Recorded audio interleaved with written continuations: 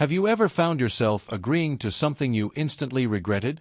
Maybe a friend asked you to help them move on your only free weekend, or a colleague dumped yet another project on your desk, and before you could even think, the word "sure" slipped out of your mouth. You felt the knot in your stomach the second you said it, but it was too late. If this sounds familiar, you're not alone. Millions of people struggle with a simple two-letter word that can protect their time, energy, and sanity. No.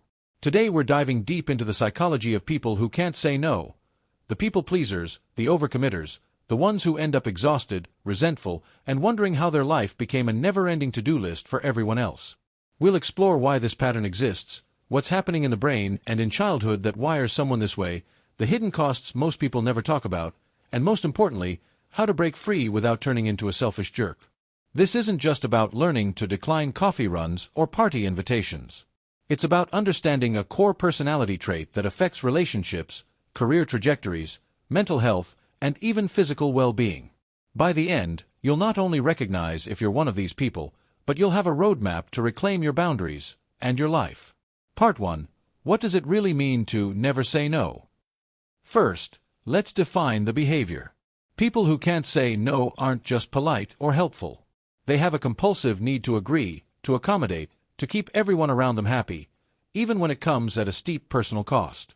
Psychologists often label this pattern as pathological accommodating or people-pleasing personality, though it's not an official diagnosis in the DSM. It overlaps heavily with dependent personality traits, low assertiveness, and high agreeableness on the Big Five personality model. These individuals will say yes to extra work that isn't theirs, favors that inconvenience them, greatly, social plans when they're exhausted, opinions they don't actually hold, just to avoid conflict, lending money they can't afford to lose, staying in toxic relationships far longer than healthy. And the scariest part? They often don't even pause to check how they feel about the request.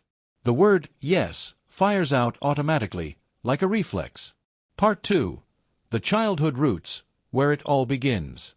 Like most deep personality patterns, the inability to say no almost always traces back to early childhood. Researchers in attachment theory and developmental psychology have identified several common family dynamics that produce chronic people-pleasers. Conditional love environments. Many people-pleasers grew up with caregivers who only showed affection when the child was good, meaning compliant, quiet, helpful, never causing trouble. Love felt transactional. If I make mom or dad happy, I'm safe and worthy. If I disappoint them, the warmth disappears. A child quickly learns that saying no risks abandonment or rejection. The parentified or little adult child in homes with an alcoholic, depressed, narcissistic, or chronically ill parent, one child often becomes the emotional caretaker. They learn that the family's stability depends on them never rocking the boat. Saying no isn't an option when everyone's survival seems to rest on your shoulders. High conflict or authoritarian homes. In environments where anger explosions were common, children learn that disagreement equals danger. Saying no could trigger yelling, criticism, or punishment. The safest strategy becomes total compliance. Overpraise for self-sacrifice. Some parents unintentionally reward martyrdom. Phrases like, "Look how helpful Sarah is. She always shares her toys," teach a child that their worth is tied to how much they give others, never to their own needs. These experiences wire the brain to associate saying no with threat and saying yes with safety and love. Even decades later, in completely different relationships, that old wiring still fires. Part 3. The neurobiology, why no feels like a heart attack. When a people-pleaser is asked for something, their nervous system often goes into overdrive.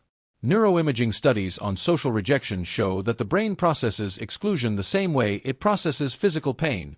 The anterior cingulate cortex lights up.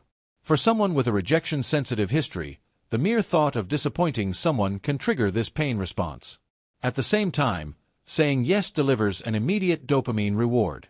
You get the smile, the gratitude, the "you're such a lifesaver." That feel-good hit reinforces the behavior, even when you know you'll pay for it later.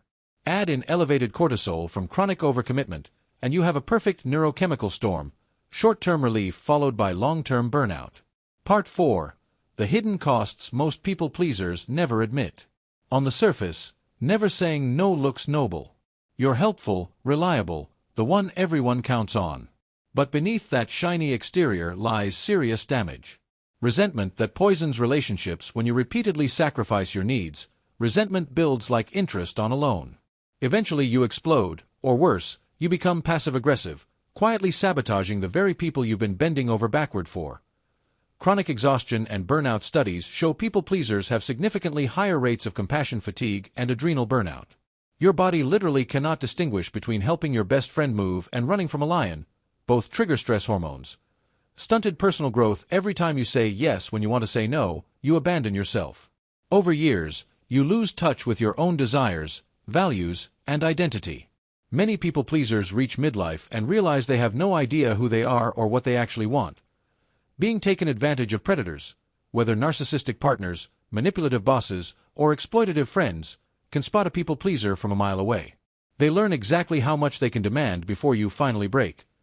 Depression and anxiety research published in the Journal of Personality consistently links high agreeableness combined with low assertiveness to higher rates of depression. When your life is built around everyone else's needs, your own emotional tank runs empty. Part 5. The people-pleasing spectrum. Not all yes people are the same. It's important to understand that inability to say no exists on a continuum. At one end, healthy helpfulness, these people say yes freely when it aligns with their values and capacity. They can say no without guilt when needed. Mid-range, situational people-pleasing, they struggle only in specific contexts, maybe with authority figures, romantic partners, or family. Severe end, pathological accommodators, these individuals literally cannot remember the last time they said no. Their entire self-worth is built on being needed. Therapy is often required to break this pattern. Part 6. Why women are disproportionately affected. While men certainly struggle with people-pleasing, decades of research show women score significantly higher on agreeableness and are socialized more heavily toward nurturing roles. From childhood, girls are praised for being sweet and nice, while boys are rewarded for independence and ambition. Saying no is framed as selfish for women in a way it rarely is for men. This gender difference shows up in workplaces too. Women are far more likely to take on office housework tasks, planning parties, taking notes, training new hires that don't lead to promotions. Part 7. The turning point. How people finally start saying no. Most chronic people-pleasers don't change until they hit a wall. Common catalysts include a major health scare from burnout, a relationship ending because of built-up resentment reaching their 40s or 50s and realizing they've lived everyone else's life but their own, having children and not wanting to model self-abandonment. The moment of reckoning often sounds like, if I don't start putting myself on the list, there won't be anything left of me to give. Part 8. The practical roadmap. How to learn to say no without becoming a jerk. Changing a lifelong pattern isn't about swinging to the opposite extreme and becoming selfish. It's about balance. Here's the step-by-step process therapists use with people-pleasing clients. Step 1. Awareness. Start tracking for 2 weeks. Write down every request made of you and your immediate emotional response before you answer. Do you feel dread, resentment, panic? This reveals your automatic yes pattern. Step 2. The 10-second pause. Train yourself to never answer immediately. Buy time with phrases like, let me check my schedule and get back to you. I need to think about whether I have the bandwidth for that. Can I let you know tomorrow? That 10-second delay breaks the reflex and activates your prefrontal cortex, the part of the brain that makes rational decisions instead of fear-based ones. Step 3. Connect with your body before answering. Scan your body. Do you feel tension, heaviness, contraction? That's your intuition saying no. Expansion, lightness, energy. That's a genuine yes. Step 4. Practice soft no's. First, you don't have to start with, no, I won't lend you $500. Start small. I can't make it this time, but thanks for thinking of me. My schedule is packed right now, so I'll have to pass. That doesn't work for me, but I appreciate you asking. Step 5. Prepare for pushback. People who are used to your automatic yes will test your new boundaries. Have responses ready. I know this is different from how I've done things before, but I'm working on balancing my commitments. I care about you, but I can't take this on right now. Step 6. Build an identity beyond helpful. Start asking, who am I when I'm not rescuing everyone? What do I want? What brings me joy independent of others' approval? This identity work is crucial, otherwise the void left by fewer yes feels terrifying. Step 7. Get support. Most people-pleasers need external accountability. Therapy, especially CBT, DBT, or schema therapy, is incredibly effective. Support groups like Codependency Anonymous can also be transformative. Part 9. What happens when you finally start saying no? The first few months are rough. You'll feel guilty, anxious, like you're letting everyone down. Some relationships will strain, particularly with people who benefited from your lack of boundaries. But then something magical happens. You start having time and energy for your own goals. You sleep better. Your resentment fades. You attract healthier relationships because you're no longer advertising, "I'm available to be used." People actually respect you more. Research shows those with clear boundaries are perceived as more competent and trustworthy. Most importantly, you rediscover yourself. You remember what you like, what you believe, what you want your life to stand for. And for the first time, saying yes becomes meaningful, because now it's a choice, not a compulsion. Closing. If you recognized yourself in this script, know this: your inability to say no wasn't a character flaw. It was a survival strategy that made perfect sense in the environment you grew up in. But you're not that child anymore. You no longer need to earn love by erasing yourself. Learning to say no is one of the most loving things you can do, not just for yourself, but for everyone around you. Because when you stop abandoning yourself, you show up in relationships as a whole person, capable of genuine connection instead of resentful obligation. Start small. One honest no at a time.